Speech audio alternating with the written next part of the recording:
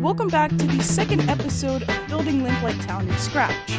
Today we'll be focusing a lot on this guy right here, the player. Luckily today we'll be doing a lot more coding than last episode, so that's good. But the first thing we're going to do is we're actually going to work on the animations of the player. And the first thing we're going to do is we're actually going to go to my editing software, Microsoft Clipchamp. So we're going to create a brand new video. We're gonna record a video of my wizard actually walking. So let's just record something. One eternity later. Alright, so we're on Clipchamp. I just recorded the clip, and it's really just me walking from one end of the town square to the other end. So we're just gonna do a few tweaks to this. What I do with most of my videos is I try to increase the size so we don't see any of these black lines. And really, we're just gonna spruce it up for later.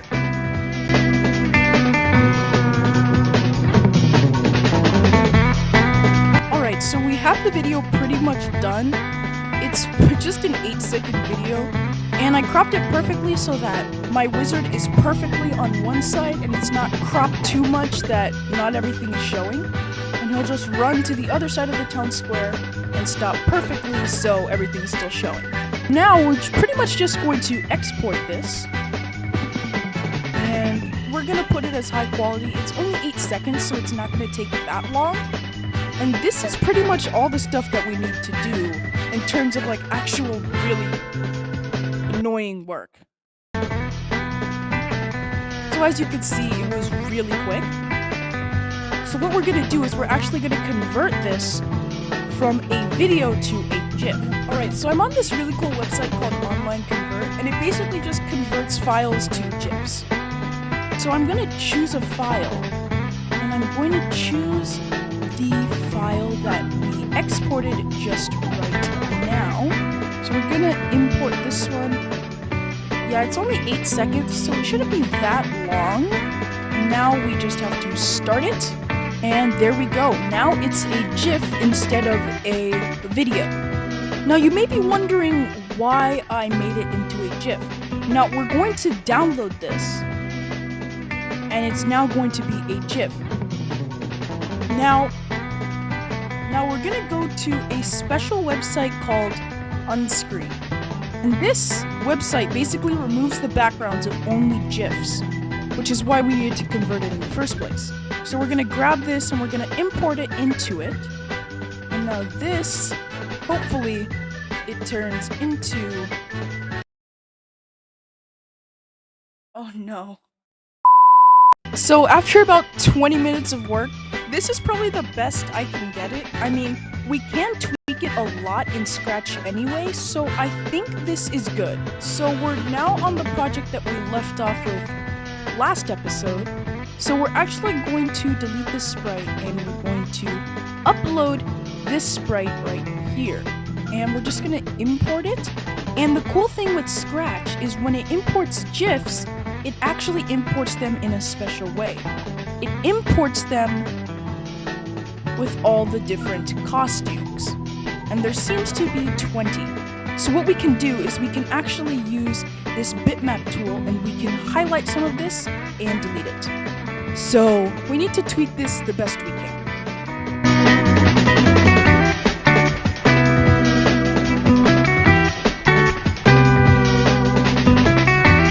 Hold on, I just got an idea. So the website Unscreen that I showed you, there's actually a version of it to remove the background of images, and it's called Remove BG. So what if I grab every single one of these sprites, and instead of cropping them with the bitmap tool, I could instead grab every single one of these, take a screenshot, and upload them to Remove BG to remove the background of every single one of these frames. Let's just try it with one. I'm going to open up the image part of it, which is Remove BG. I'm actually going to take a screenshot of this. And I'm going to go to Remove BG, I'm going to paste it, and let's see if this works. Okay. Why did I think that would work? That did not work. I think we can use the brush tool and actually sort of make it more like, yeah, sort of brush it off just like this. Give it like, This is so tedious. If this doesn't work, this is gonna be real. Oh my gosh! Wow. That worked really well. So I think we can just use this magic eraser tool and just erase this part right here. So we can just re-download this. And we just now have to do this for all 20 sprites. Oh boy. 2 hours later. And after a very, very long time, I mean about an hour and a half, we have finally finished the wizard. Now we have every single animation going. Now you may be wondering why I only have 8 of the 20 sprites that were on the original walking. Now I realized that the animation actually goes in a loop, and I can utilize that loop, and instead of doing the tedious work of removing the background of the loop, I could just use these initial frames and use it as the loop.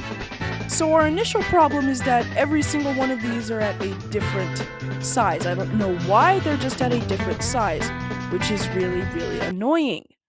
So we all have to convert these to vector, and now they're all images, so we can just crop them or resize them. Now I'm gonna lay out all of the sprites just like this, and I'm going to fit them so that they're about relatively the same size. So the ears have to fit in place and everything just like that.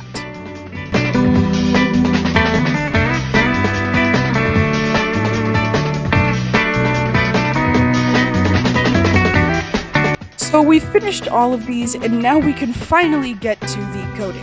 So the first thing we have to check is to see if the loop actually works. So we're gonna go when the flag is clicked, we're going to... Oh boy, that is a long costume name. We're going to repeat 8 times next costume, and we're gonna put a little bit of a delay. We're gonna put wait 0.1 seconds. We'll see what happens. So yeah, it actually does work. It's a little choppy, as you can see. So we're actually going to rename all of these as... So this one is where my wizard is idle. I'm gonna make this wizard idle. And this is gonna be wizard block 1, and so on and so forth. And I'm just going to highlight this, so it's going to be easier for me. So we have all of the costumes named now. What we're going to do is we're going to do when green flag is clicked, we're going to switch costume to wizard idle when the wizard is idle. So it's just going to stay in its idle position. And we're going to rename the sprite as well, and we're going to rename it wizard. And we're going to see if this walking animation actually works. So we actually need specific sprites to run, which is why I wanted to name all of the costumes. Because if we keep going this on for about repeat 100, we're going to change the delay so you can see it'll go to the idle animation. And we don't want it to go to the idle animation. So what we're going to do is we're going to switch costume to wizard idle. And we're going to do repeat 2 times. And we're going to change this later on. We're going to do switch costume to the next costume, which is wizard block 1, and wait 0.1 seconds. And we're going to grab this block and we're going to duplicate this 7 times, just like this. And we're going to change all of these. Instead of just wizard block 1, we're going to climb up by 1. So it's going to be 1, 2, 3, 4, 5, 6, and 7. And now we're just going to put this jumble of a code in here, and we're going to place this here, and we're going to put a small wait block just like this, and we're going to click on the green flag and see what happens. So it goes to the idle animation, and now we start to walk. Obviously it only happened 2 times, and we're actually going to change this, but that comes later. So now we know that the animation actually works. It actually does a pretty good job of looping like I anticipated. So obviously we actually want to make it so that the player can move around the map if we press a certain key, and it's not just it goes to the idle animation then goes to the animation. So what we're going to do is we're actually going to make it so that the player can move with the arrow keys. So we're going to grab a forever block, and we're also going to grab an if block. And we're going to put if key, right arrow pressed. Just for right now, we're going to put move 10 steps. And we're going to put the when green flag is clicked. So it's going to do the animation, but if we click the right arrow, it moves. So that's what we wanted. So as you saw when I pressed the right arrow, it went to the next costume, which is what we coded in episode 1. Now we're actually going to change that. We're just going to pretty much take all of this code out. So now we don't need it. So we're going to grab this column right here, and now nothing is going to happen. It's fine. So now we're basically going to do the same thing. So if key left arrow pressed, we're going to move negative 10 steps, and we'll see if this works. So we press the green flag, press the left arrow, and we go backwards and forwards. So it is actually pretty good. For the up arrow, this is going to be a little bit different. We're going to put if key up arrow pressed instead of move 10 steps. We're going to change Y by 10. So once the flag is clicked, we can go to the left, to the right, or up. But now we can't go down. So basically, we just have to do the opposite of this. So if key down arrow pressed, change Y by negative 10. Now there is a block in the events called when space key pressed. It's basically this one, but the reason I didn't choose this is because this is actually more choppy than this one right here. And the main reason why I use this instead of when space key pressed is this block won't make the player do multiple moves at once. So we can go diagonally, back up, and basically go in a diagonal position, or up, down, left, right, something like this. If we used when space key pressed, it wouldn't work. It would just be really choppy. It would go up and down in sort of straight lines. This one you can move wherever you want. So this is really cool. Now the problem is, this animation is still on a time frame, basically. So we're gonna put it so whenever any of these keys are pressed, it's going to play the Wizard Walk 1.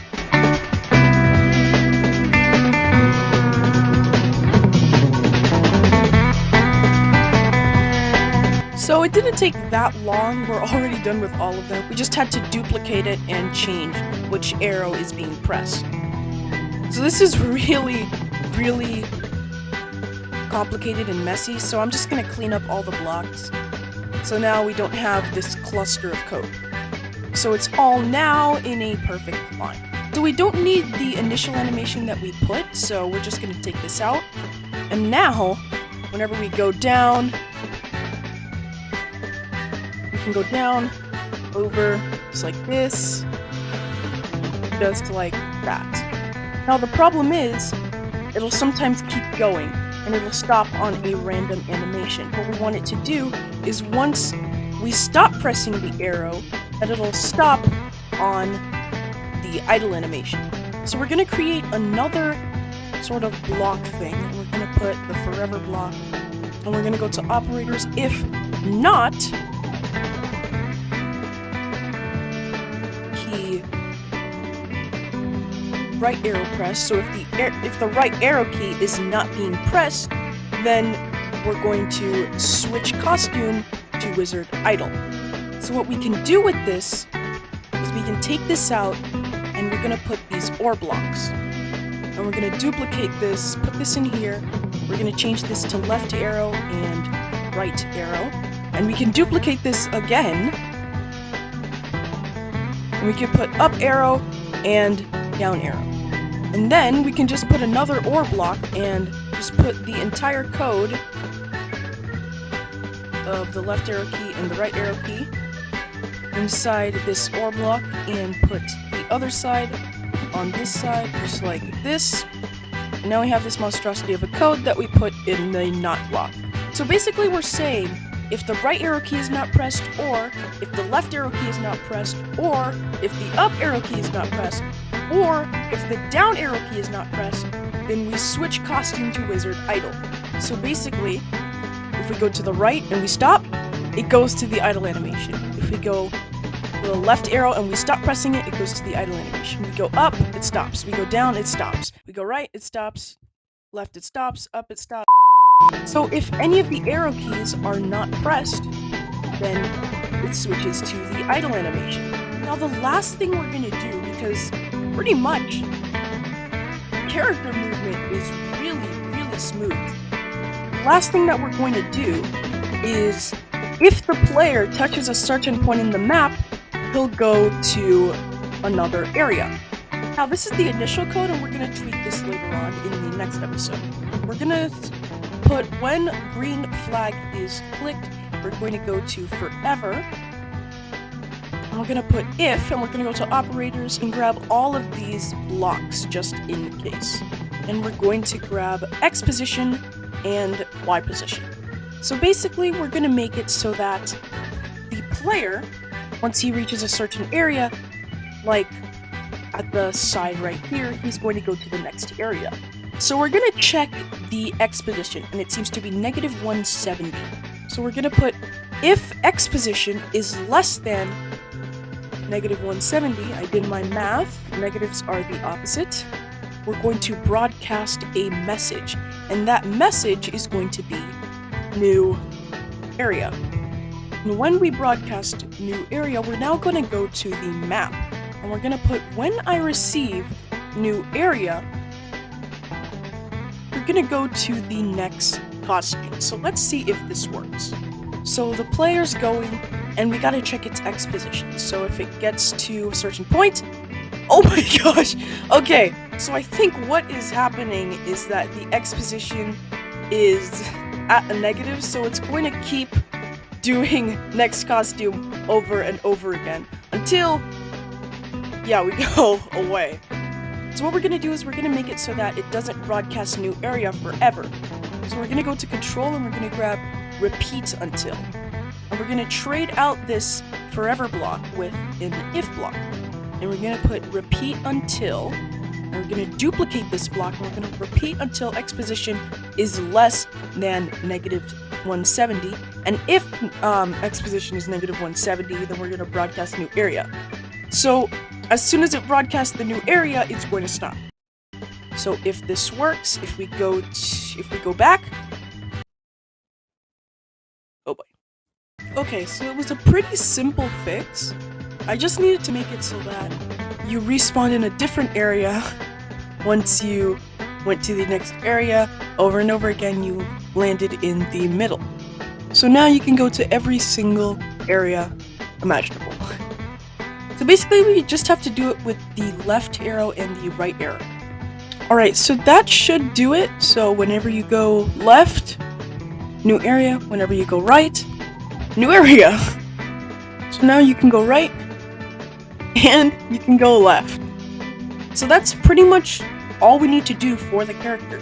Next episode, we're actually going to be working on the collision of all of the stores and shops and all the walls that you normally can't get to in Prodigy. So if you guys enjoyed this video, go down below and hit the subscribe button, and I'll see you in the next episode. Peace.